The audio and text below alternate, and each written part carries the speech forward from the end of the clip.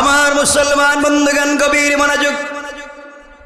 আল্লাহর পয়গম্বর আখিরি জামানার নবী সরকারে কায়নাত দু জাহানের সরদার নবী রহমত জনাবে মুহাম্মদুর রাসূলুল্লাহ সাল্লাল্লাহু আলাইহি ওয়াসাল্লাম ওই সময় পর্যন্ত পৃথিবীতে জন্মগ্রহণ করেন নাই, পৃথিবীতে তখনও আসেন নাই।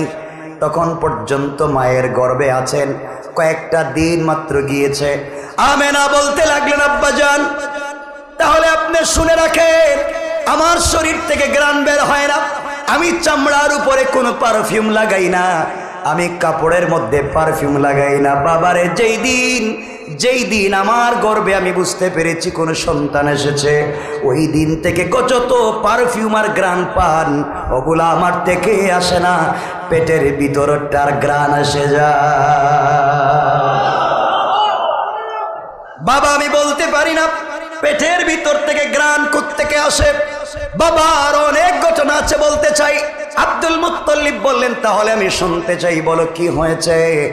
আমেনা বলছেন, বাবা তাহলে শুনেন, আমি আপনার কাছে অনেকগুলা জিনিস আজকে বলতে চাই।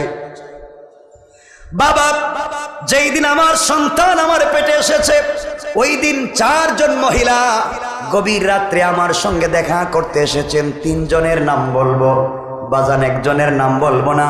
ওই 3 জন মহিলা গভীর রাত্রে আমাকে এসে ঘুম থেকে উঠায়া তারা তাদের পরিচয় দিলেন, আমার কপালে চুম্বন করলেন, আমার গলায় মালা পরাইয়া দিলেন, আর বললেন, শোনো তোমাকে বলে রাখি, যার জন্যে আজকে আমরা এতদিন থেকে কষ্ট পাচ্ছি তিনি তোমার পেটে চলে এসেছেন, জান্নাতে তিনি আমাদের স্বামী হয়ে যাবেন। পড়েন সুবহানাল্লাহ। আব্দুল মুত্তালিব দাঁড়িয়ে গেলেন, কি বলতে চাও বলো। হযরতে আমেনা বলছেন, বাবা তাহলে শুনেন, যিনি আমার সঙ্গে দেখা করতে এসেছিলেন একজন হলেন ঈসা আলাইহিস সালামের মা হযরতে মারিয়াম।